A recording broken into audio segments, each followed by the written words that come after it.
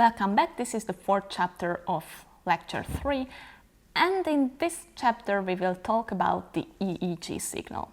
So beforehand we have seen that the turbulence can be modeled as a multi-scale event, so coupling different oscillations at different scales. But now we will see the EEG signal, which can also be described as a multi-scale event. So what do I mean by that? First of all, you have oscillations on the level of cells, which we have discussed last lecture. So you have the neurons itself, which are spiking, and this can be a very high oscillation, hundreds of hertz, for example.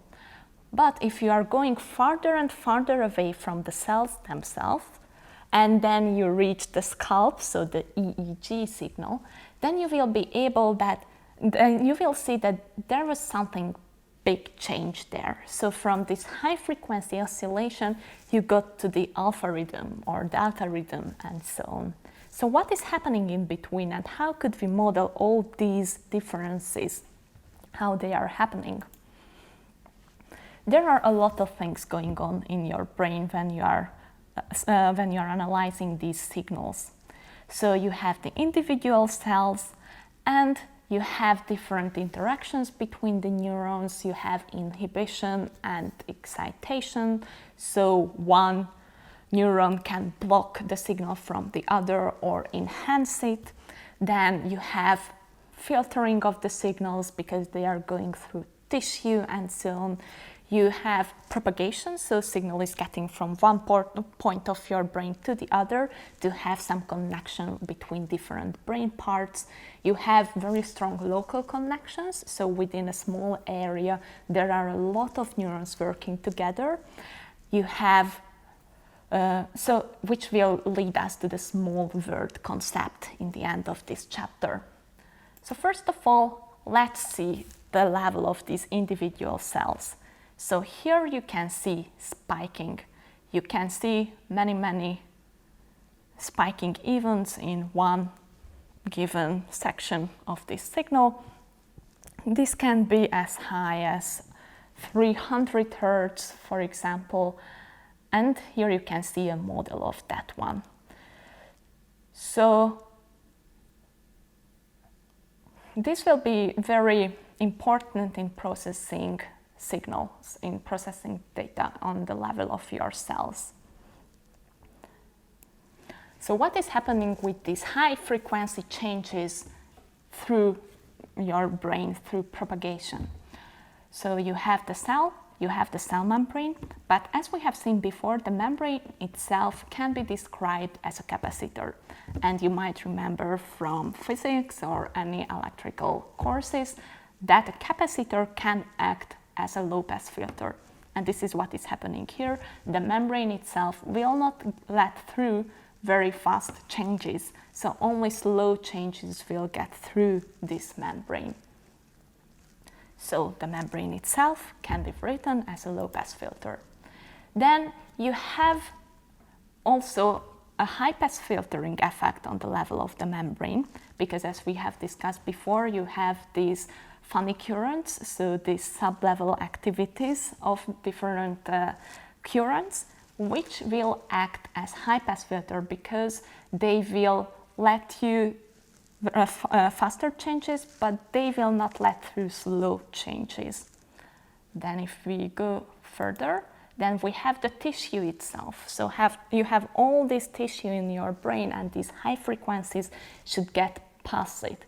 Now, if you think of radio waves, you have slower radio waves and higher radio waves, higher frequency radio waves. And when we are using it for communication, then if you want to go far away, so you want to get a connection between two distant countries, you will have to use low frequency radio. But if you are close together, then you can use high frequencies.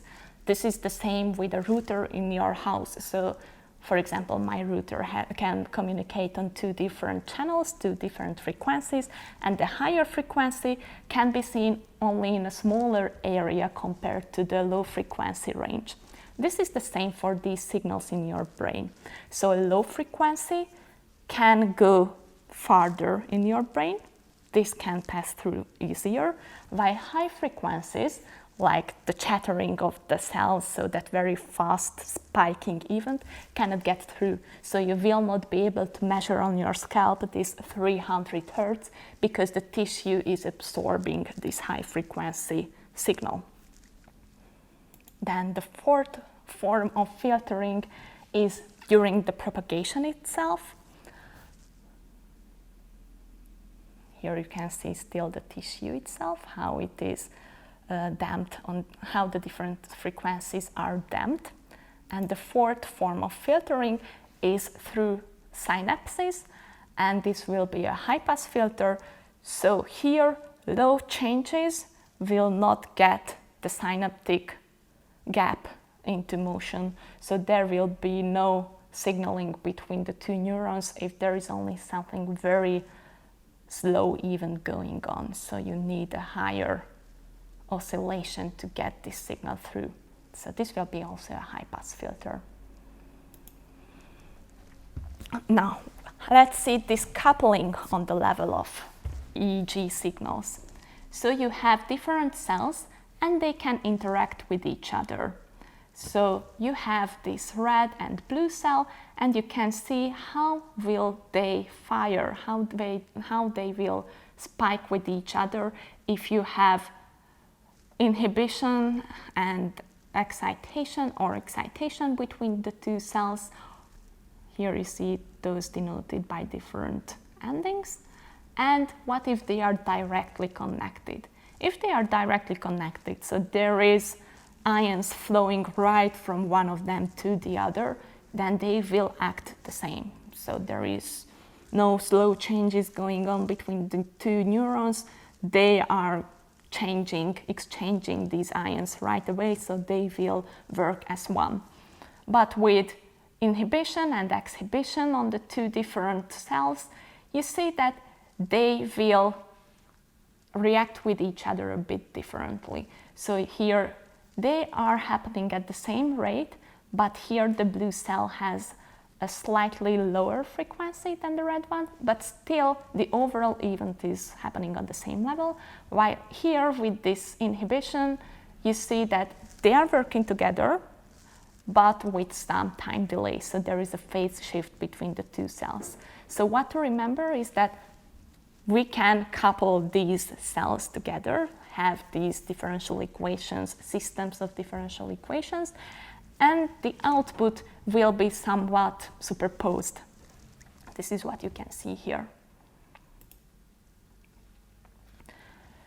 Now, how do these EEG rhythms emerge? So we have seen that we have these individual cells in our brain, but if we are measuring an EEG signal, we can see something totally different. We can see the alpha rhythm, for example. How is this happening?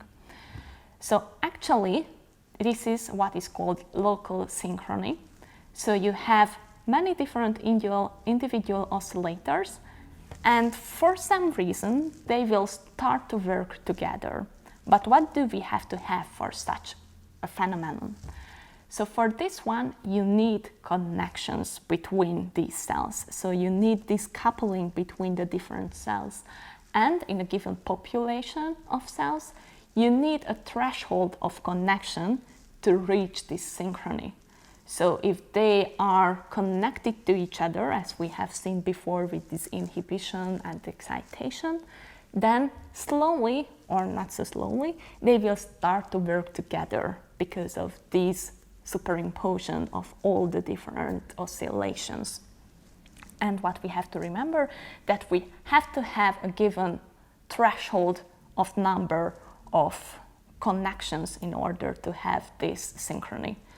And here you can also see that what number of connections is needed to have the synchrony to happen on the level of cells, and when does it happen. So we have been on the microscale, on the scale of the cells, and we are going to the level of macro scale, so the EEG signal itself. We have seen that there are differences, cause differences because of filtering. We have seen the different forms of filtering. And then the communication between the different cells will also be limited because of all these synaptic delays. So how fast one neuron can signal to the next neuron. Then we have this synchrony activity. So after a given level of connection, they will start to work together. And we can also see that slow oscillations can modulate the whole system. And this will lead us to the small world phenomenon. So if you think about it in a human population point of view, there are you and you have many friends, let's say. And these friends, usually, if you are looking at it geographically, are from your neighborhood or from your city, from your school, from your country. And as you are going farther and farther away, you will have less and less connection. Even in today's world when there is internet, still it can be said that most of your friends will be from your neighborhood, from your city, from your country. Now you can experience these long distance connections as well because of these different masters possibilities. And we can see that even with these sparse connections around the world, that you know many friends around you but less friends around the world, you can get information from one point to any other random point very easily. So there were experiments for that from 6 steps you can reach anybody on the world. They have done these experiments when somebody wanted to get a letter from a random person. They gave the letter to the random person and he or she had to send it to the first person. She thought that might know someone like that professor in America, and slowly, usually it happened, so they could prove that it happens in 6 steps. It reached the professor, even from countries from Africa, where in a rural city or village, a woman got this letter, and what should I do with this? They can do this. So it can be very effective if you are having this kind of connections, and this is what the small world network is. So you can have a regular network. Here everybody is connected only to its neighbor. It's very efficient in terms of energy.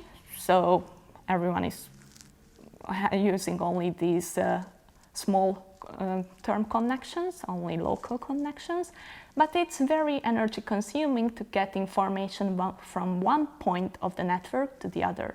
On the other hand, you can have a random network which has these many connections, which is very efficient in the sense of getting information from one point to the other, but it's very inefficient from an energy point of view, so fueling all these connections of your brain or getting all this, because we have seen that actually getting a signal from one point to the other can be very slow or energy consuming. So this is the reason we should keep the number of connections limited.